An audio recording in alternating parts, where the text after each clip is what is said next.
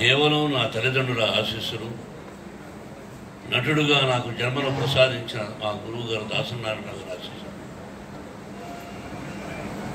నన్ను ఎంతో ప్రేమగా సొంత తమ్ముడి కంటే ప్రేమించినటువంటి మా అన్నయ్య నందమూరి తారక రామారావు గారు, ప్రేమించినటువంటి నాగేశ్వరరావు గారు, కృష్ణ గారు, సోమనబాబు గారు, కృష్ణరాజు గారు, ఇలా చెప్పుకుంటూ పోతే ఇంకా ఎంతోమంది, వీళ్ళందరూ ఆశీర్వదించబట్టి, అన్నిటికంటే ముఖ్యం ప్రజల ఆశీస్సులు ఉండబట్టి ఈరోజు నేను ఈ స్థానంలో ఉన్నాను.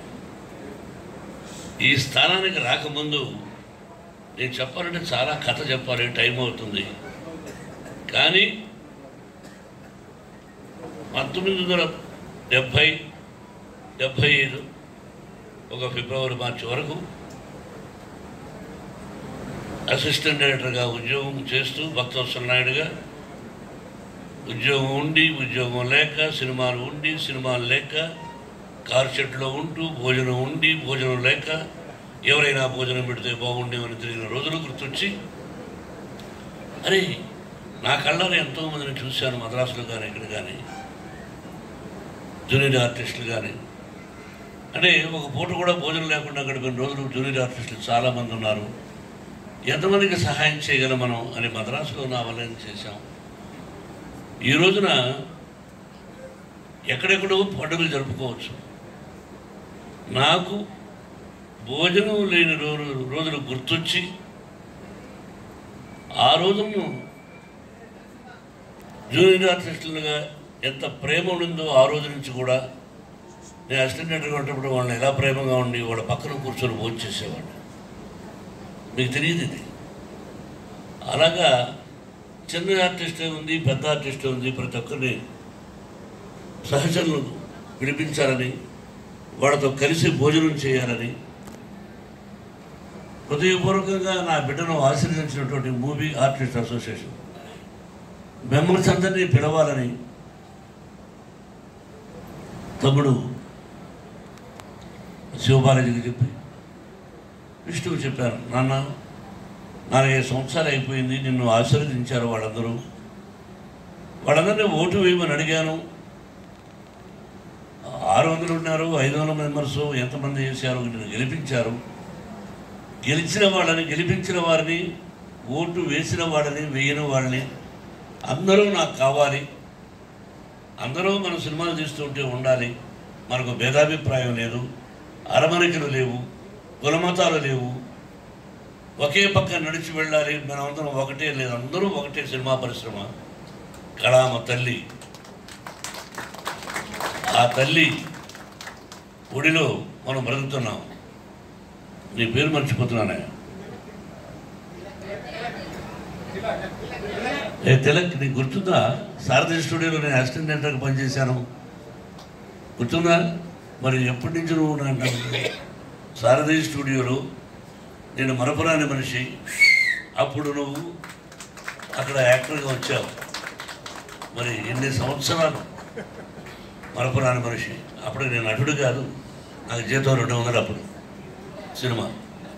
అంటే మిమ్మల్ని అందరినీ గుర్తు చేసుకోవాలని, మీతో కలిసి భోజనం చేయాలని, ఏర్పాటు చేయాలని నా బిడ్డకి చెప్పడం చాలా సంతోషం. నాన్న చెప్పడం రియలీ విష్ణుబాబు ఎలా చేస్తున్నాడు అనేది దూరంగా తనకు తెలియకుండా తెలుసుకుంటూ ఉంటాను. అప్పుడప్పుడు రవిని అడగడం, మిగతా వాళ్ళని అడగడం, ఏమైనా నిజమేనా శివబాలాజీ ఒట్టేసి చెప్పు, అనుకున్నవన్నీ జరుగుతున్నాయా?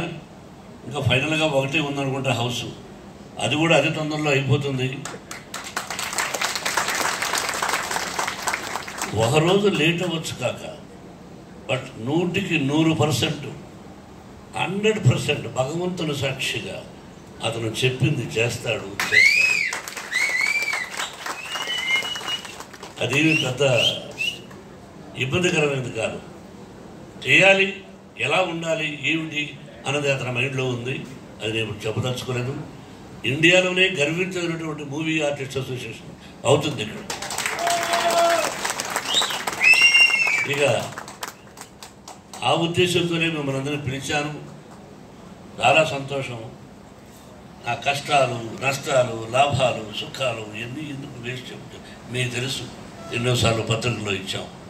నాకు అందరూ సమానమే, నాకు అందరూ సమానమే, నాకు కులమతాలు లేవు, కులం కూడు పెట్టదని పెద్దలు చెప్పేవాళ్ళు మీ అందరికీ తెలుసు. అది మా కులం వాళ్ళు ఈ సినిమా చూడండి అంటే ఒక్కడు వచ్చి చూడండి, అక్కడ అన్ని కులాలు ఆశీర్వదించాలి. భారతదేశంలో నా సినిమా నా ఇన్స్టిట్యూషన్లో స్కూల్ పెట్టినప్పుడు అది నా కుర్చీ, నువ్వు కూర్చున్నావు ఇక్కడ గురించి మాట్లాడు అంటే వాళ్ళు ఎవరు కూర్చోలే కదా. మా ఇంటి దగ్గర నేను తెచ్చాను కూర్చో, కూర్చో కూర్చో అంటే వస్తాను కూర్చొని కాలు మీద కాలు వేసుకొని కూర్చొని ఇట్లా అంటావు, ఏం చేయాలి మరి? వాళ్ళు ఎవరు కూర్చోలేక కూర్చో, ఎక్కడ కూర్చో. కాబట్టి కానీ కొంచెం అసంతృప్తి ఏంటంటే ఎంతమంది మెంబర్లు మన సిటీలో ఉన్నారు అంతమంది వస్తారనుకున్నాం, ఒక గ్రేడ్ వాళ్ళని వదిలేస్తాం. మిగతా నెక్స్ట్ ఏంటి, పలానా వాళ్ళు పెద్దవాళ్ళు అనుకున్న వాళ్ళు వద్దులే, మిగతా వాళ్ళు అందరినీ పిలవండి అన్నాను. కనీసం 500 మంది అంతా వచ్చున్నారా, మన 400 వచ్చారు. ఏ ఒక్కరూ రాకపోయి ఉన్నా నాకు మనసు కష్టమే. భోజనం లేక రాలేదు, మీరు ఆప్యాయంగా ప్రేమగా మోహన్ బాబు గారు పిలిచారు అని మీరు వచ్చారు. నేను భోజనం లేని రోజులు గుర్తు తెచ్చుకోవడానికి మిమ్మల్ని అందరినీ పిలిచాను. మీరే కాదు, నేను కష్టపడ్డానని చెప్పడం కోసం. విద్యాలయాలు ఆ రోజే నేను కులమతాలు క్యాస్ట్ ఫీలింగ్, నో క్యాస్ట్ అని తీసేసాను మా స్కూల్లో. చాలామంది చెప్పుకోరు, మనం చేసిన విషయాలు ఇతరులు చెప్పరు, కొంతమందికి మనసు కష్టంగా ఉంటుంది. నేను అన్నది మన శ్రీలక్ష్మి, దానికి తెలుసు. చాలామంది అప్పుడున్న ప్రెసిడెంట్లు కానీ దీనికి మూవీ ఆర్టిస్ట్, మేము అది చేసేస్తాం ఇది చేసేస్తాం అంటే ఎవరైనా చనిపోతే వెంటనే మీ పిల్లలు మేము చదివించేస్తాం, పొడి చేస్తాం, గెలిచేస్తామని చెప్పారు. ఎవరు ఎంతమందికి చేశారో నాకు తెలియదు, నాకు అనవసరం. నా దగ్గర తెలిసి నేను కూర్చోమ్మా పేర్లు చెప్పను, కానీ నేను చనిపోయిన నటుడు భార్యకు ఉద్యోగం ఇచ్చాను, ఆ బిడ్డలను చదివించాను. ఆ తర్వాత వాళ్ళ తెలివితేళ్లతో వాళ్ళ హీరోలని ఈ మధ్యన విన్నాను, 2-3 రోజుల ముందు హీరోలు అయ్యారు. అలాగే ఇంకొక నటుడు నా పక్కన యాక్ట్ చేశాడు, రిలేషన్ బంధువు. అతని పిల్లలు కూడా హీరోయిన్ అయింది, హీరో నటులుగా ఉన్నారంటే చాలామంది పిల్లల్ని మనం చదివించాం. అది కొంతమంది అయినా చెప్తుంటారు, చెప్పుకోరు. బట్ నేను చెప్పాలి నిజం, నేను ఏం చేశాను నటుడుగా.